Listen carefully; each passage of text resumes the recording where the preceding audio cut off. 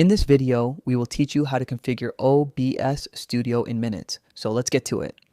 OBS Studio is a free and open source software designed for video recording and high quality live streaming that can be used on Windows, Mac, and Linux. It is a standard tool for content creators as it allows capturing multiple sources such as screens, cameras, games, or audio in customizable scenes. If you want to learn to configure your OBS to record your device's screen, stream live, or create your own scenes, what you have to do is download OBS from its official website. And once you have it installed, double click on its icon or desktop shortcut. When you open your OBS, you will have access to this interface that will allow you to configure everything you need in a very practical way. The first thing you need to understand is that OBS asks you for the source from where you want to record. It can be your computer screen, or it can be a window or a specific application.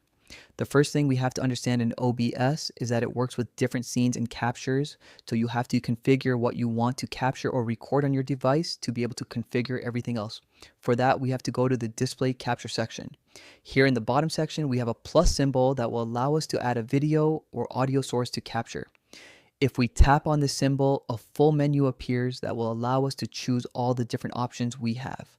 We can choose to capture an audio input, an audio output, a browser, a screen capture, video game capture, images, media, text, or whatever we want.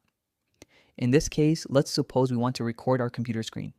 What we have to do then is tap on screen capture, and we will have to choose a name for this new screen that we are capturing. We tap on OK, and now a new window will open in which we have to select the capture method. I recommend leaving it on automatic and selecting the screen we want.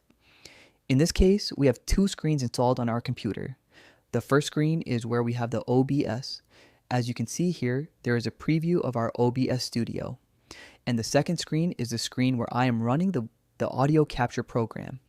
In this case, if I wanted to make a tutorial on how to capture audio, I would have to leave that screen selected. But since we are talking about the configuration of OBS, I am going to choose the main screen so that our OBS Studio is captured. Now, once we have done that, we tap on OK. That previous screen will close, and we already see that the current screen we have selected is being captured. In the same way, if we want to capture audio or any other source, we can also do it. Suppose we want to make a tutorial of the Roblox website, but we only want to capture the browser window. This will allow us to record only what is running in that browser, regardless of what else we are doing on our computer.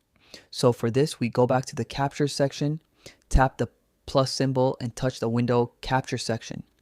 Here we add a name, tap OK, and then we will have to select which window we want to capture. In this case, we have two browser windows running. We select the one we want, and as you can see, a preview of what we are doing in this window is automatically shown.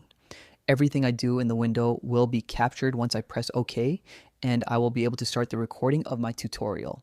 In addition to this, if we select or check this box, the internal audio of our computer will also be captured so that our video will automatically be recorded with the voice and all the effects that are running on our computer. Once we have finished recording everything we need, we simply have to touch this button that says stop recording, and our video will be automatically stored in our videos folder or the folder we have configured. If we want to touch on some of the more specific details about OBS Studio, it is enough to go directly to the File section and then Settings. Here we will have access to all the general options of OBS, such as the language, updates, whether we want the cursors to be shown or not, previews, studio modes, multi-views, and everything related to the appearance of the application.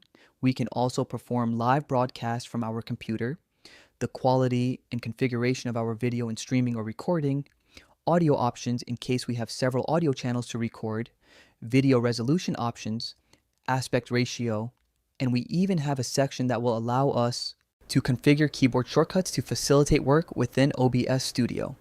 Studio is truly a very complete application that has many options, but if what you are looking for is to make a capture or quick recording of your desktop or some window of your computer or some specific application, with the explanation we have just given, it is more than enough so that you can start in this world of screen recordings and begin to do your own tests and advance in this world of recording your computer screen.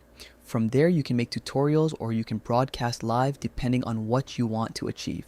So leave us in the comments what your specific doubts are related to OBS. And with great pleasure, we will be preparing a deeper video where we explain some more advanced options. And that brings us to the end of our video this time. We hope it has been useful for you. If it was, give us a comment, a like, subscribe to the channel, and activate the notification bell so you do not miss any of the upcoming videos we will bring you. Until next time.